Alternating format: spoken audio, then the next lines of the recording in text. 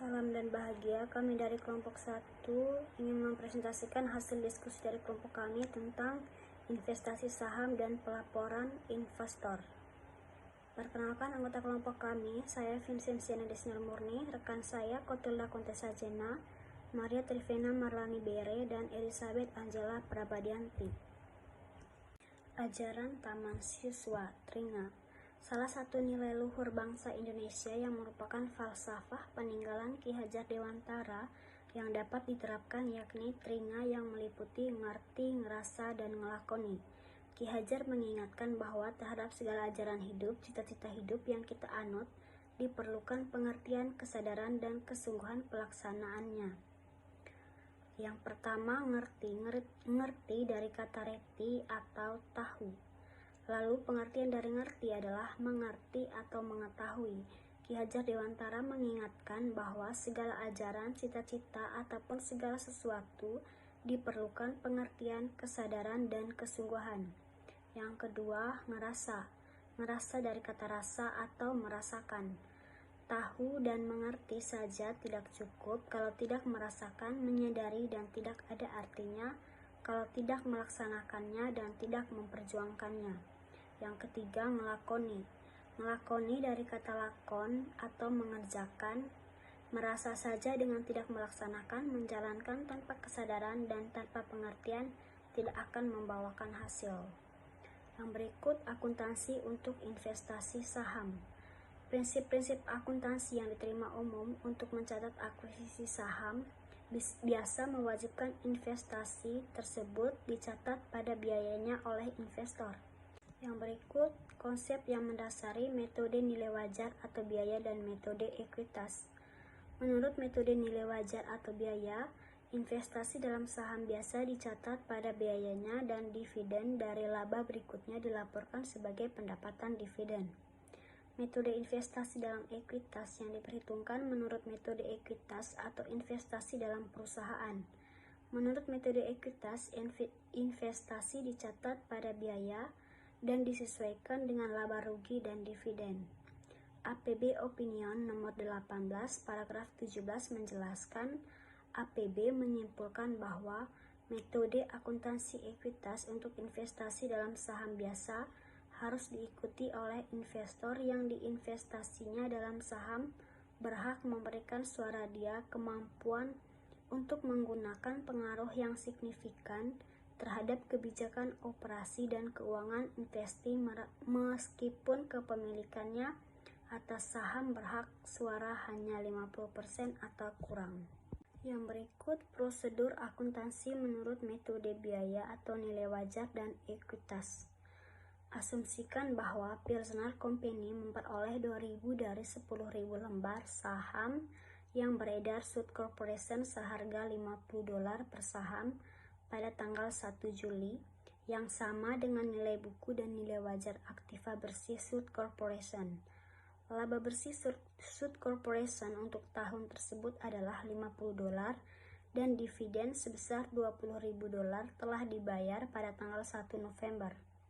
Jika terbukti tidak mampu menggunakan pengaruh yang signifikan, Pilsner harus menerapkan metode nilai wajar atau biaya dengan menilai kembali akun investasi terhadap nilai pasar wajar pada akhir periode akuntansi.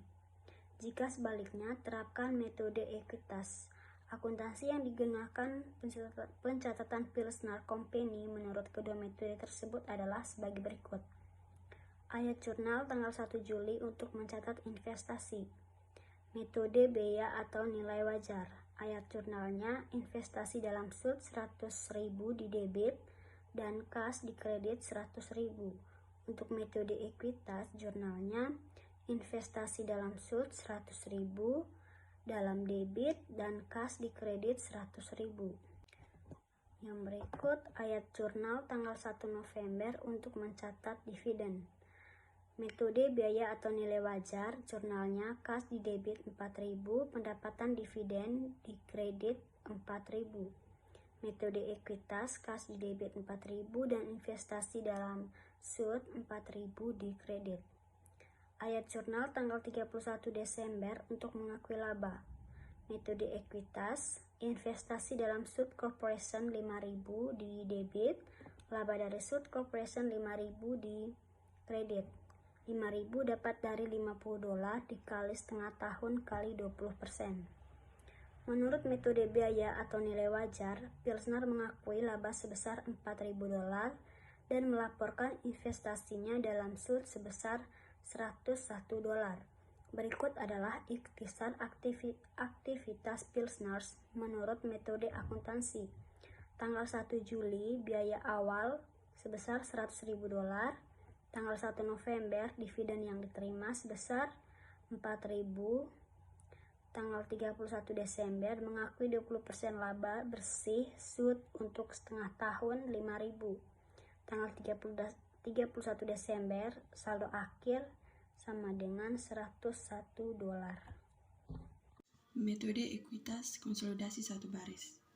Metode ekuitas sering disebut dengan konsolidasi satu baris atau one line consolidation karena investasi dilaporkan dalam jumlah tunggal pada satu baris di neraca perusahaan investor dan laba investasi dilaporkan sebagai jumlah tunggal pada satu baris dilaporkan laba rugi.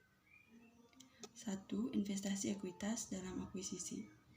Investasi ekuitas dalam saham biasa berhak suara entitas lain terkena ketentuan dari FASB Statement nomor 141 sehingga biaya investasi diukur dengan jumlah kas yang dikeluarkan atau nilai wajar aktiva lain yang didistribusikan atau sekuritas ekuitas yang diterbitkan. 2. Pembebanan kelebihan biaya atas ekuitas dasar.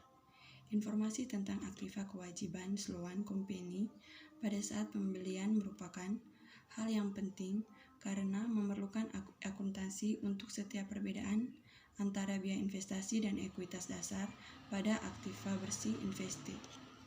3. Akuntansi untuk kelebihan biaya investasi atas nilai buku yang diperoleh. Asumsikan bahwa Sloan Company membayar dividen sebesar $1 juta pada tanggal 1 Juli dan melaporkan laba bersih sebesar $3 juta selama tahun tersebut. Kelebihan biaya atas nilai buku yang diperoleh diamortisasi sebagai berikut. Kelebihan yang dialokasikan ke persediaan dijual pada tahun berjalan, tingkat amortisasi 100%. Aktiva lancar lainnya dijual pada tahun berjalan, tingkat amortisasi 100%. Peralatan disusutkan selama 20 tahun, tingkat amortisasi 5%.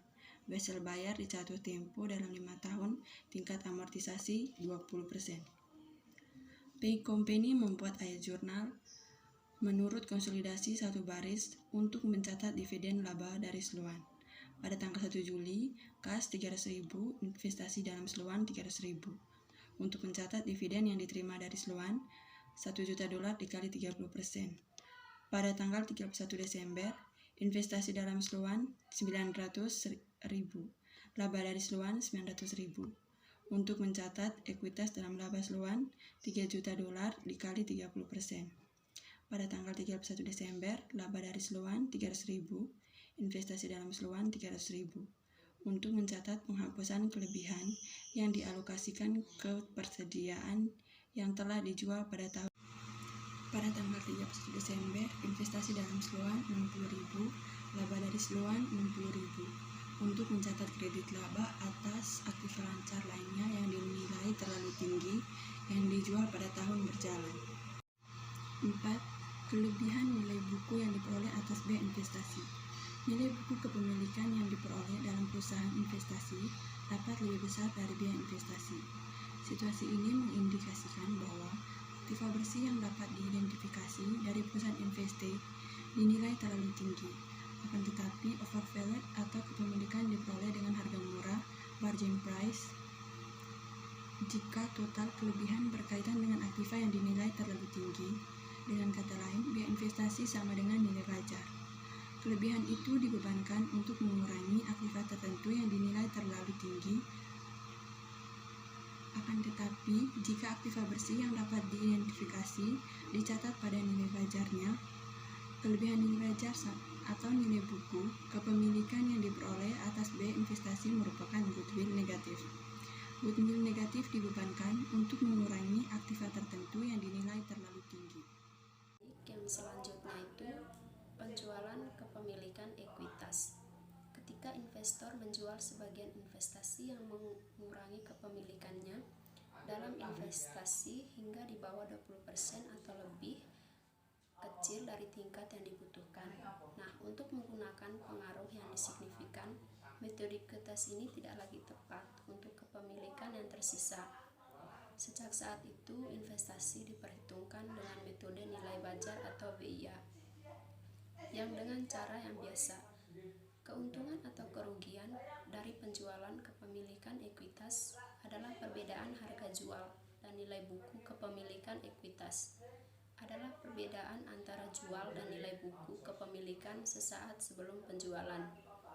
Nah, yang berikutnya itu ada pembelian saham secara langsung atau dari investi.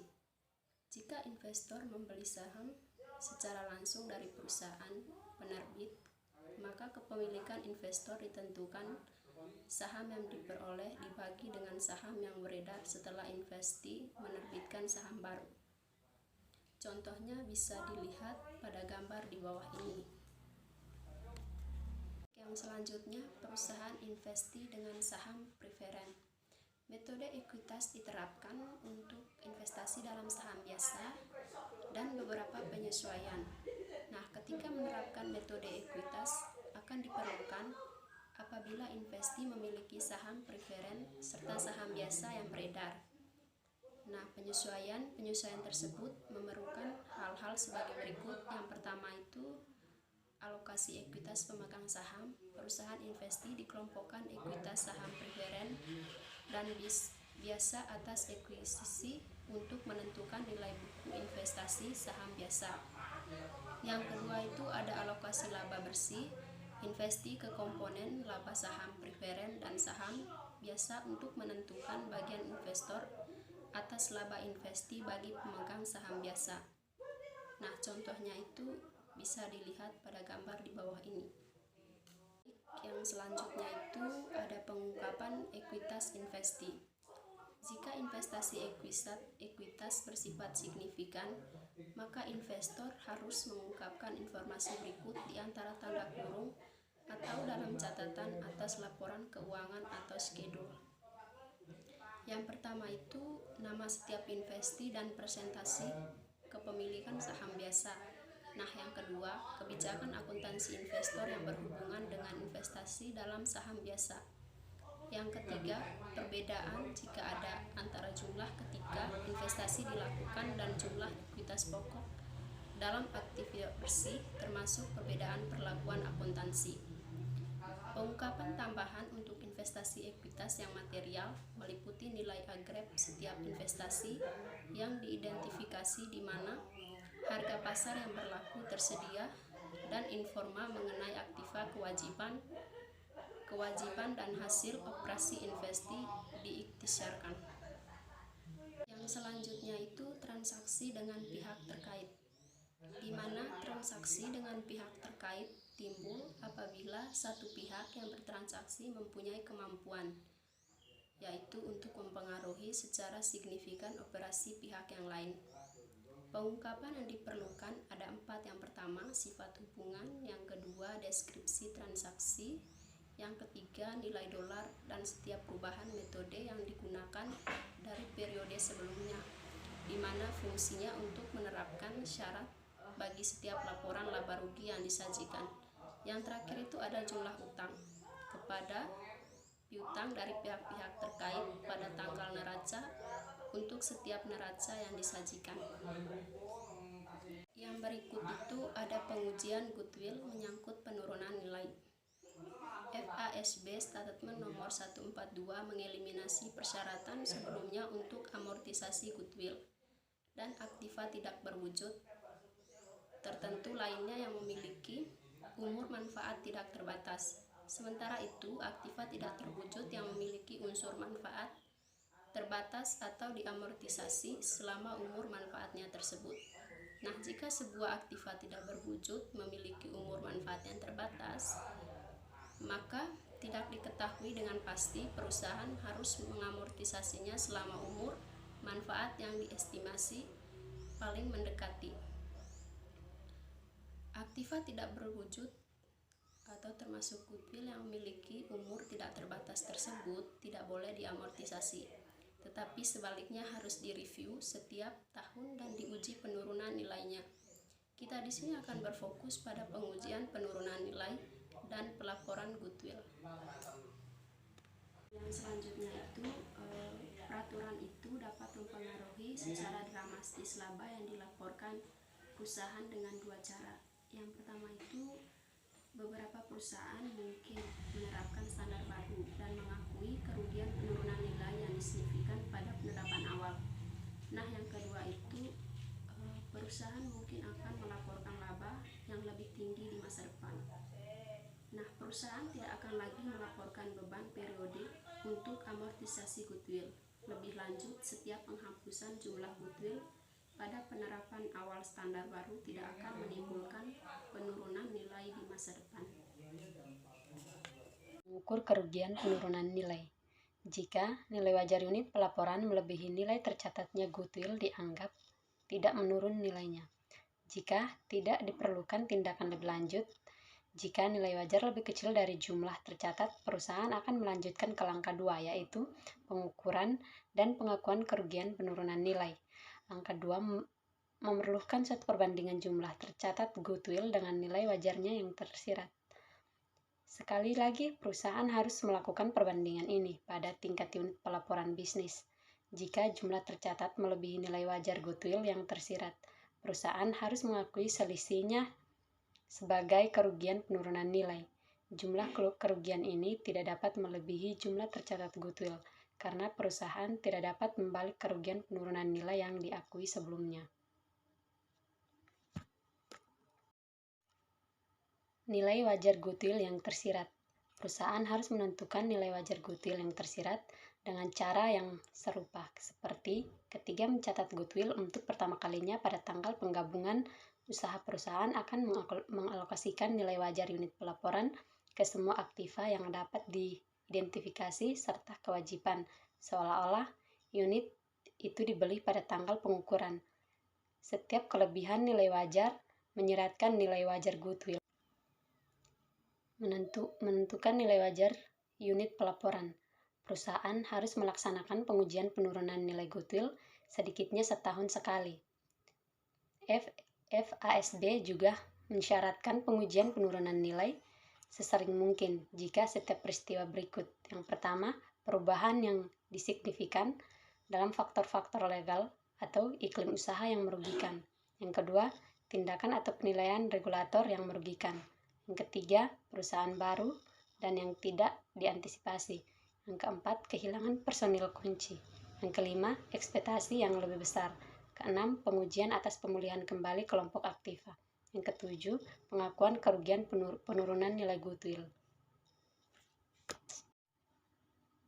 Pelaporan dan pengungkapan. FASB Statement nomor 142 menawarkan satu opsi pelaporan tambahan. Pada tahun diterapkannya peraturan baru, perusahaan mungkin memerlukan aplikasi awal sebagai perubahan prinsip akuntansi. Dengan kata lain, sejumlah besar penurunan yang terjadi pada tahun pengadopsian itu tidak termasuk laba dari operasi berlanjut.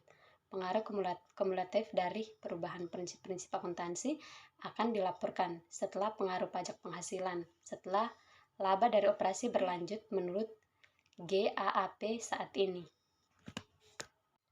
Investasi menurut metode ekuitas. FASB Statement nomor 142 tidak mengizinkan pengujian penurunan nilai investasi menurut metode ekuitas.